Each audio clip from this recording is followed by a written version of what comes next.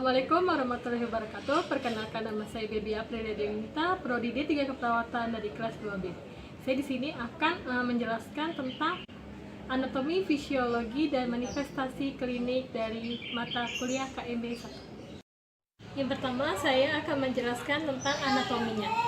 Hati merupakan organ tubuh terbesar dalam tubuh yang terletak di bagian teratas dalam rongga abdomen, di sebelah kanan bawah diafragma, dan hati secara luas dilindungi oleh iga-iga. Berat hati rata-rata sekitar 1.500 gram atau 2,5% dari berat tubuh orang dewasa normal. Hati dibagi menjadi 4 lobus. Yang pertama ada lobus kanan sekitar 3/4 hati, lobus kiri 3/10 hati, sisanya 1/10 ditempati oleh kedua lobus caudatus dan quadratus. Lobus hati terbungkus oleh jaringan tipis ikat yang membentang ke dalam lobus itu sendiri dan membagi massa hati menjadi unit-unit yang kecil, dan unit-unit kecil itu disebut lobulus menurut Pierce tahun 2006. Hati mempunyai 2 jenis peredaran darah. Yang pertama, arteri hepatika dan vena porta. Hati terbungkus oleh simpati yang tebal, terdiri dari serabut kolagen dan jaringan elastis yang disebut kapsul glison. Di bagian kedua, saya akan menjelaskan tentang fisiologinya. Hati memiliki berbagai macam fungsi. Sirkulasi vena porta yang menyuplai 75% dari suplai sinus memang peran penting dalam fisiologis ini. Maksudnya fisiologis hati. Mengalirkan darah yang kaya nutrisi dan traktus gastrointestinal. Vena porta yang terbentuk dari vena linearis dan vena mesenterica superior mengantarkan 4/5 darahnya ke hati. Darah ini mempunyai kejenuhan oksigen hanya 70%, sebab beberapa oksigen telah diambil oleh limfa dan usus. Terdapat 4 pembuluh darah utama yang menjelajahi keseluruhan hati. Dua yang masuk yaitu arteri hepatika dan vena porta, dan 2 yang keluar yaitu vena hepatika dan saluran empedu. Adapun fungsi hati menurut Pierce tahun 2006, yang pertama adalah fungsi vaskular untuk menyimpan dan filtrasi darah. Yang kedua, fungsi metabolisme yang berhubungan dengan sebagian besar sistem metabolisme tubuh. Yang ketiga, fungsi sekresi dan ekskresi yang berperan membentuk empedu yang mengalir melalui saluran empedu ke saluran pencernaan. Yang keempat, tempat metabolisme karbohidrat, lemak, dan protein. Yang kelima, tempat sintesis protein yang berkaitan dengan koagulasi darah. Yang keenam, tempat menyimpan vitamin, yaitu vitamin A, D, E, K, mineral termasuk zat besi. Yang ketujuh, mengontrol produksi serta ekskresi kolesterol. Yang kedelapan, empedu yang disalurkan oleh hati, empedu yang dihasilkan oleh sel hati, membantu mencerna makanan dan menyerap zat gizi terpenting. Yang kesembilan, menetralkan dan menghancurkan substansi racun atau detoksikasi serta memetabolisme alkohol. Yang ke-10 atau yang terakhir, membantu menghambat infeksi. Tahap 3 ada manifestasi klinik. Manifestasi klinik menurut FKUI tahun 2006 memiliki 3 tahap. Yang pertama ada tahap pre-ikterik, yaitu gejalanya tidak khas, keluhannya disebabkan oleh virus, berlangsung sekitar 2-7 hari. Keluhannya ada nafsu makan menurun, nausea, vomitus, perut kanan atas dirasakan sakit, seluruh badan pegal-pegal sampai ke pinggang, bahu dan malai lekas capek terutama sore hari. Suhu badan meningkat sekitar 39 derajat Celcius, berlangsung sampai 2-5 hari. Pusing, nyeri di persendian, keluhan gatal-gatal mencolok pada hepatitis. Tahap kedua ada fase ikterik. Urin berwarna seperti teh pekat, tinja berwarna pucat, penurunan suhu badan disertai dengan bradikardie, ikterus pada kulit, dan sklera yang terus meningkat pada minggu pertama. Kemudian menetap dan baru berkurang setelah 10-14 hari. Kadang-kadang disertai gatal-gatal, pasah seluruh badan, rasa lesu dan lekas capai dirasakan selama 1-2 minggu. Yang ketiga, ada tahap penyembuhan. Dimulai saat menghilangnya tanda-tanda ikterus, rasa mual, rasa sakit di ulu hati, disusul bertambahnya nafsu makan. Rata-rata 14-15 hari setelah timbulnya masa ikterik. Warna urin tampak normal, penderita mulai merasa segar kembali, namun lemas dan lekas capai. Nah, setelah dijelaskan tentang pengertian, anatomi fisiologi, manifestasi klinis, selanjutnya Ajal akan menjelaskan tentang etiologi.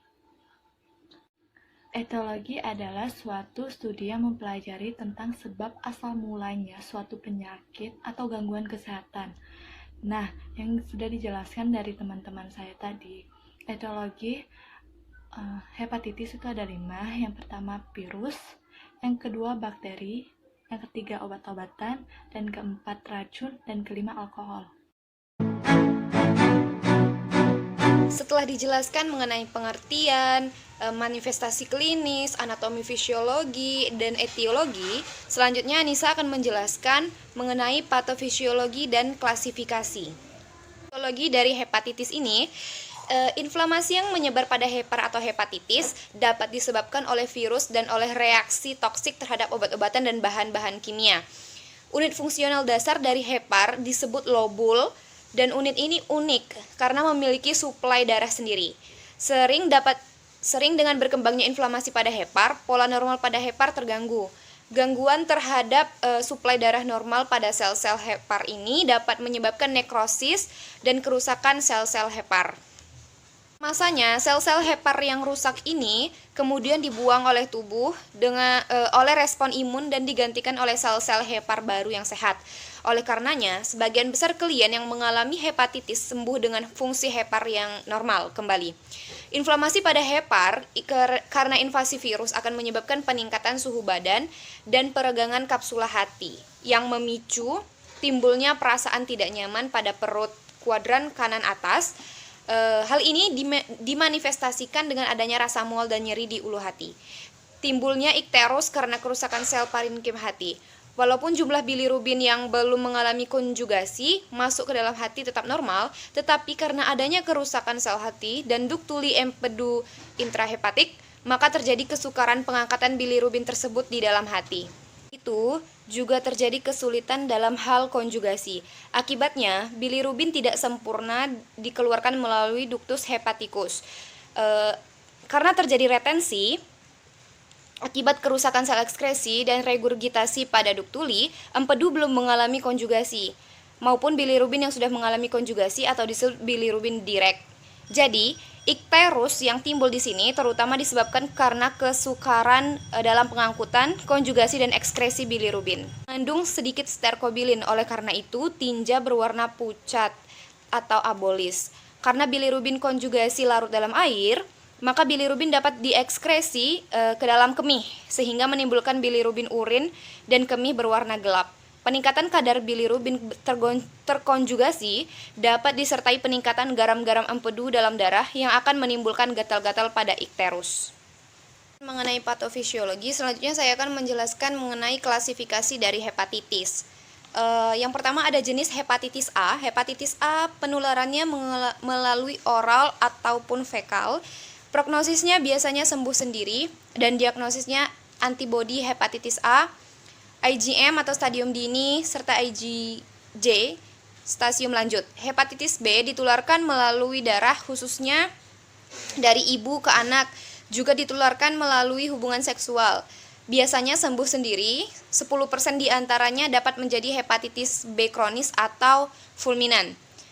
Antigen permukaan hepatitis B, HBsAg, dan antigen inti atau HBeAg yang diikuti dengan antibodi terhadap antigen permukaan hepatitis B dan antigen inti. Hepatitis C ditularkan melalui darah dan rendah angka penularan terhadap hepatitis C melalui hubungan kelamin tergolong rendah. 50% dapat menjadi infeksi kronis serta diagnosisnya antibodi hepatitis C. Untuk hepatitis D ditularkan melalui darah atau koinfeksi hanya dengan hepatitis B. Kemudian dapat meningkatkan kemungkinan perburukan dari hepatitis B, serta untuk diagnosis antigen hepatitis D dan antibodi hepatitis D. Terakhir ada hepatitis E. Hepatitis E penularannya melalui air yang tercemar, oral ataupun fekal. Biasanya sembuh sendiri tetapi menimbulkan angka yang berbahaya, sampai menimbulkan kematian tinggi pada wanita hamil. Untuk diagnosis, pengukuran virus hepatitis E.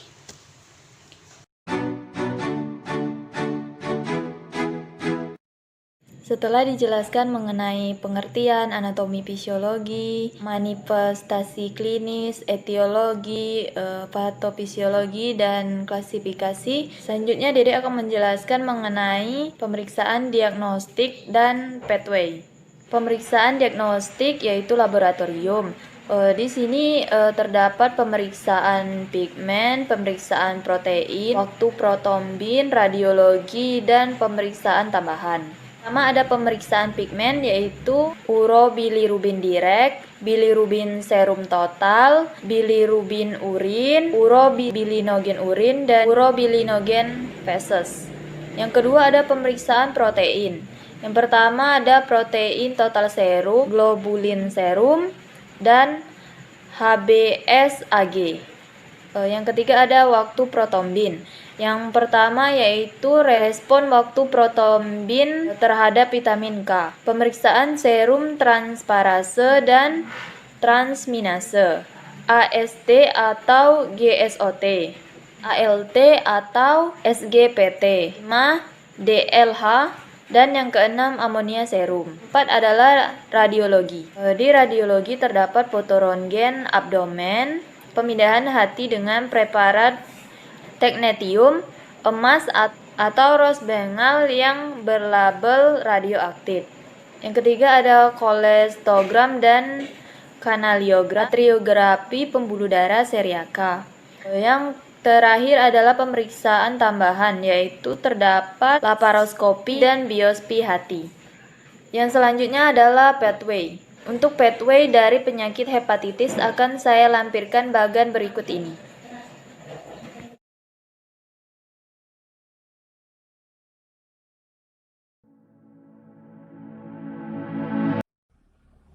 Baiklah, di sini saya akan membahas tentang asuhan keperawatan pada pasien hepatitis. Yang pertama pengkajian. Pengkajian dibagi menjadi biodata, keluhan utama, riwayat kesehatan, dan data dasar pengkajian pada pasien hepatitis. Yang pertama itu biodata. Biodata itu meliputi identitas klien, identitas orang tua klien, dan identitas keluarga klien. Yang kedua, keluhan utama. Keluhan utama itu dapat berupa nafsu makan klien itu menurun atau meningkat, kemudian mual, lemah, sakit kepala, serta batuk. Kemudian kita kaji juga riwayat kesehatan klien.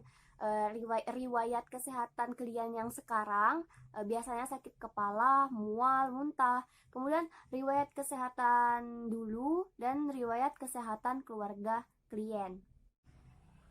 Kemudian data dasar pengkajian. Data dasar pengkajian itu dibagi menjadi aktivitas, sirkulasi, eliminasi, makanan, neurosensori, nyeri, keamanan, dan seksualitas. Kemudian kita lanjut ke diagnosa keperawatan. Beberapa masalah keperawatan yang mungkin muncul pada penderita hepatitis, salah satunya adalah perubahan nutrisi kurang dari kebutuhan tubuh berhubungan dengan perasaan tidak nyaman. Di kuadran kanan atas, gangguan absorpsi dan metabolisme pencernaan makanan, kegagalan masukan untuk memenuhi kebutuhan metabolik karena anoreksi, mual, dan muntah. Kemudian yang selanjutnya akan dijelaskan oleh teman saya. C. Intervensi dan rasional. 1. Hipertensi. Ajarkan dan bantu klien untuk istirahat sebelum makan. Rasionalnya, keluhan berlanjut menurunkan keinginan untuk makan. 2. Intervensi. Awasi pemasukan diet atau jumlah kalori. Tawarkan makanan sedikit tapi sering dan tawarkan pagi paling sering. Rasionalnya, adanya pembesaran hyper dapat menekan saluran gas intervensi dan menurunkan kapasitasnya. 3. Pertahankan higien mulut yang baik sebelum makan dan sesudah makan.